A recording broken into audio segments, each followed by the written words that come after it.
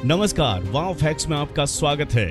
आज वाव फैक्ट्स में हम बात करने जा रहे हैं वृंदावन, ब्रज और मथुरा की कुछ अनोखी बातों को लेकर। यूं तो वृंदावन के बारे में आपने बहुत कुछ सुना ही होगा। श्री कृष्ण की बाल क्रीड़ा से लेकर उनकी पूरी जीवन कहानी की वजह से वृंदावन के हर मंदिर के बारे में आपने बहुत कुछ सुना होगा। वृंदावन है ही प्रसिद्ध कृष्ण की नगरी होने की वजह से, और भगवान श्री कृष्ण के बारे में कौन नहीं जानता। बांकी बिहारी मंदिर से लेकर राधा रानी के शानदार मंदिर पूरे विश्व में प्रसिद्ध हैं। यहाँ तक कि भारी संख्या में विदेशी वृंदावन में आकर रहना चाहते हैं और श्री कृष्ण से इतने प्रभावित हैं कि वे अपने आप को कृष्ण भक्ति में लीन ही रखते हैं। कहते हैं कि एक बार जो वृंदावन चला जाता है फिर हर वक्त उसका मन वहीं पर जाने के लिए करता ही रहता है। लोग जो वृंदावन जाते हैं वो बताते हैं कि वृंदावन में एक बार जाने के बाद जब भी मन थोड़ा सा भी दुखी या उदास होता है तो पल पल वृंदावन में बिताने का मन करता है। आज वाव फैक्ट्स पर हम आपको बताने जा रहे हैं ब्रज, जिसे भगवान श्री कृष्ण का घर भी कहा जाता है, उसकी एक ऐसी कहानी जिसको सुनने के बाद आपको यकीन होगा कि कुछ तो है। जी हाँ, आज हम बात कर रहे हैं निधिवन के रहस्यों के बारे में। निधिवन, यूं तो भारत में कई ऐसी जगह हैं जो अपने अंदर कई रहस्यों को समेटे हुए हैं। उन्हीं जगहों में से एक है वृंदावन का निधिवन।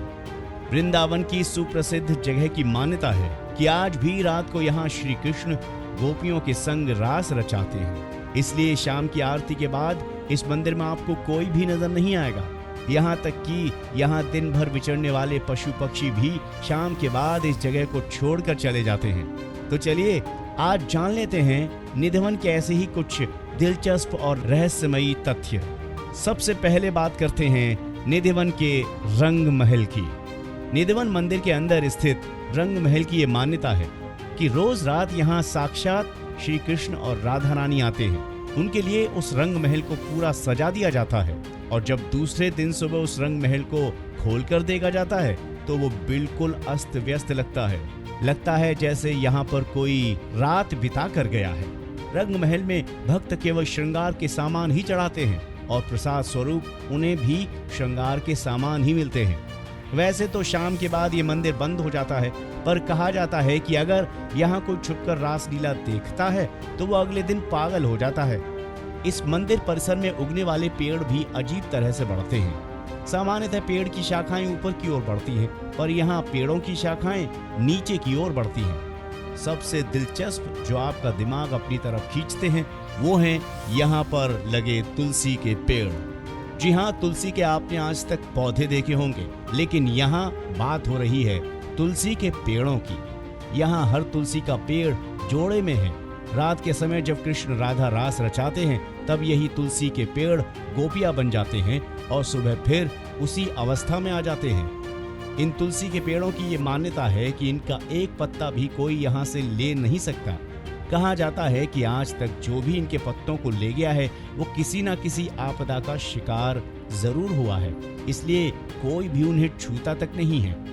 और आपने तुलसी के पौधों को छोटा छोटा देखा होगा, लेकिन निधिवन में तुलसी के ये पौधे पेड़ नुमा बड़े आकार के होते हैं जो अपने आप में एक अलग रोचकता रखते हैं। सबसे ज्यादा हैरत कर देने वाली बात तो ये है कि इसके आसपास बसे घरों में खिड़कियां नहीं हैं। जिनके घर में हैं वे शाम को आरती के घंटी की आवाज के बाद उन्हें बंद कर देते हैं, क्योंकि कहा जाता है कि शाम के 7 बजे के बाद कोई इस तरफ देख नहीं सकता। अगर कोई देख भी लेता है तो वो अंधा हो जाता है या उस पर कोई मुसीबत आ जाती है। निधिवन में बंसी चोर राधा रानी का मंदिर भी स्थापित है। कहानी के अनुसार श्री कृष्ण हमेशा अपनी बंसी को बजाने में खोए रहते थे, इसलिए राधा रानी ने उनकी बंसी चुरा ली थी। इस मंदिर में राधा रानी की मूर्ति के साथ श्री कृष्ण की सबसे प्रिय गोपी ललिता की भी मूर्ति स्थापित है। यहाँ पर एक कुंड भी स्थित है जिसे विशाखा कुंड के नाम से जाना जाता है। कहा जाता है कि जब श्री कृष्ण गोपियों के साथ रास रचा रहे थे तब उनकी एक सखी विशाखा को प्यास लगी। पानी की कोई व्यवस्था ना देखकर श्री कृष्ण ने अपनी बंसी से ही वहां पर खोदना शुरू कर दिया, जिससे निकले पानी को पीकर विशाखा ने अपनी प्यास बुझाई और तभी से इस कुंड को विशाखा कुंड के नाम से जाना जाने लगा। अपनी इन्हीं सारी रहस्यमयी बातों के लिए निधिवन वृंदावन के सबसे प्रमुख आकर्षक केंद्रों में से एक है।